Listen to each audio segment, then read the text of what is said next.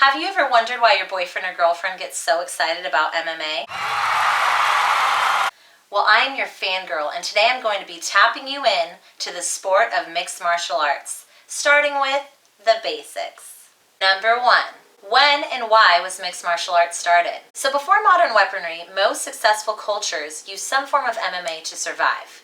But the commercialized MMA that we watch and report on today wasn't started until about 1993. Many different forms of martial arts were having competitions around the world, but wondered, which form of martial arts would be the most successful, is the best, the most dominant? So a group got together and decided to test just that. They took different forms of martial arts from around the world, put them into a competition, and with the outcome of this competition, they realized that not one form of martial arts was stronger than the other, that the best competitor would actually be someone who was a well-rounded fighter, someone with stand-up and ground game, a mixed martial artist.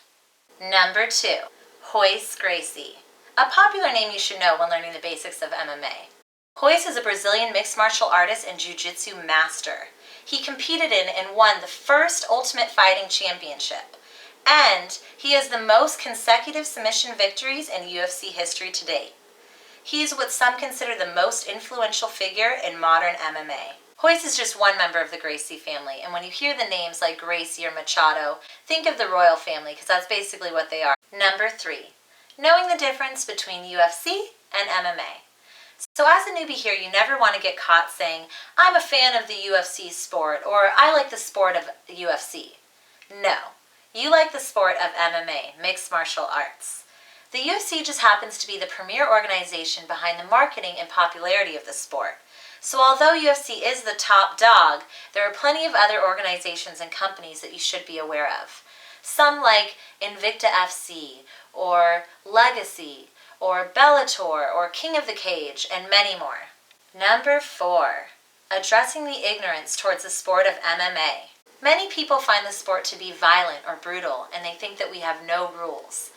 In the past, there was some forms of MMA that practiced under vale tudo, no holds barred, but that is not the case today. Today there are more than 25 fouls that a fighter has to be conscious of when competing in the octagon. And with organizations like the UFC teaming up with companies like USADA, the United States Anti-Doping Agency, they are really making sure that our fighters are protected. So much so that you might have come home one night to find your MMA lover really upset that a fighter didn't pass his drug test and it happened to be pulled out of the fight. The most recent upset was the John Jones versus Daniel Cormier.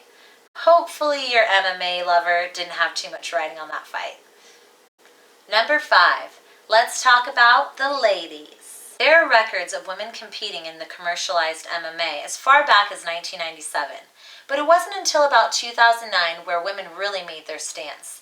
In a company called Strikeforce, where trailblazer Gina Carano paved the way for big names like Chris Cyborg and Ronda Rousey, who happens to be the first woman signed in the UFC back in 2012. Fast forward to 2016, and now the UFC is stacked with 2 divisions, and there's a whole company dedicated to all pro female athletes, called Invicta FC. Women are changing the game. There you have it, those are the basics, but before you leave, I'm going to give you a little bit of homework. Here's some important names in MMA that you should research. Now that you've finished this video, I officially name you a fangirl. Thanks for watching.